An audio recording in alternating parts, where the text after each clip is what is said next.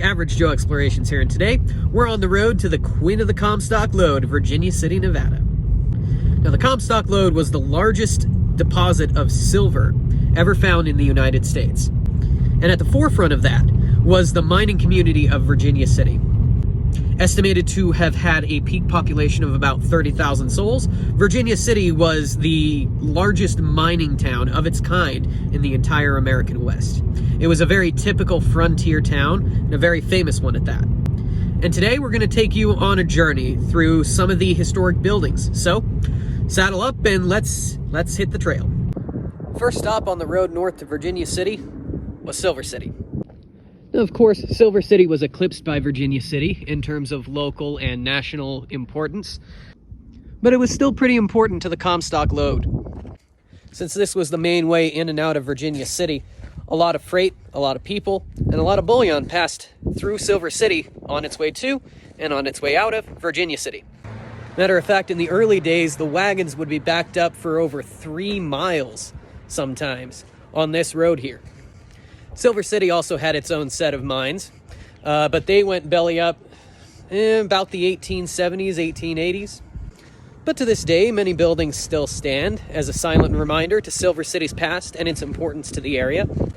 Additionally, there are still a few people that call this little town home and are very proud to live in this wonderful little hamlet. The next stop on the road is a very popular old hotel and saloon. People who know the Comstock very well probably know where we're going next. I am, of course, talking about the Gold Hill Hotel here. This wooden structure is an add-on, and the original hotel is this beautiful stone structure right here. So, there is some debate on when this building was first opened as a hotel. The official signage over here says that it dates back to 1859 and was the first hotel on the Comstock, while other historians say that it wasn't built until about the start of the Civil War in 1861. But regardless, it is here, and it remains as one of the oldest buildings in the area, and one of the most famous. This place is really popular with ghost hunters and history enthusiasts alike.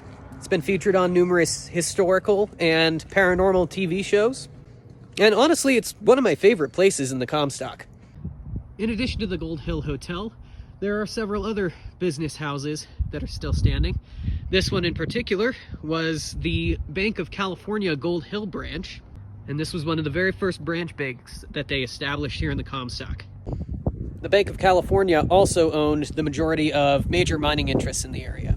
After an elevation gain of more than 1,000 feet in about a mile, we reached the Silver Queen herself, Virginia City.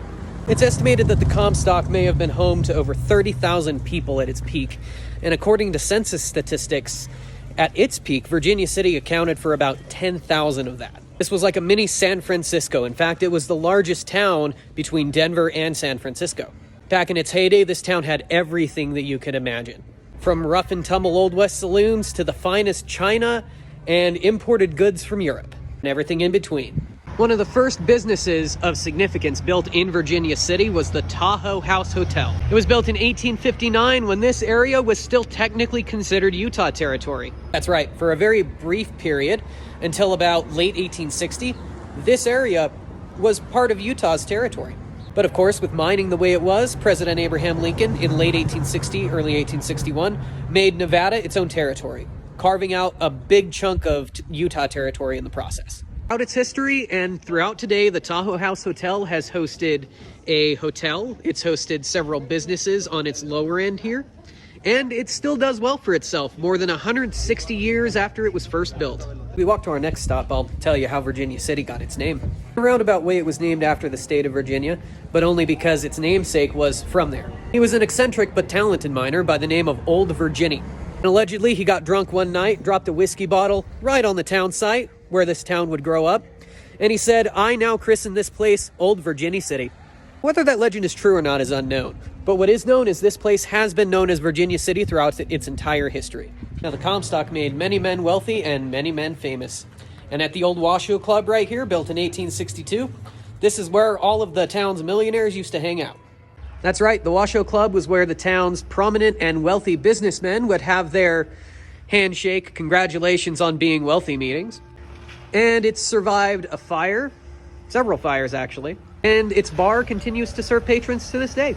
Now, Virginia City did see several fires throughout its history. The biggest one was in 1875, when roughly 75% of the entire town was destroyed by fire. Fire originated on one end of Main Street, and by its end, it extended east to most of the houses, as well as north down Main Street, destroying almost everything in its path. Only a few stone and brick buildings managed to be saved. Everything else was completely destroyed.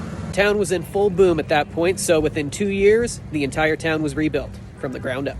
Education was very important to the people of Virginia City, and for that reason, they built this beautiful school right behind me here. The Fourth Ward School was built in 1875 and has seen thousands of students pass through those doors right there.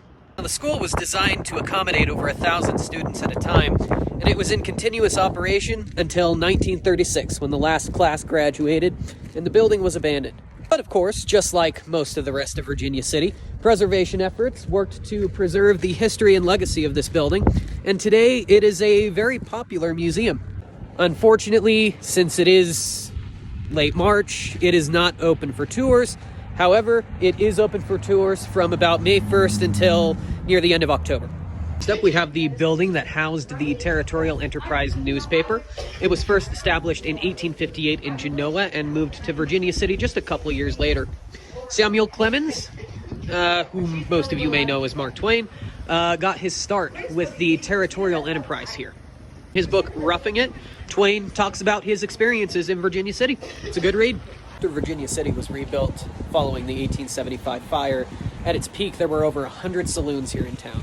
Of course, one of the more notorious ones was the one behind me, the Bucket of Blood Saloon, established in 1876.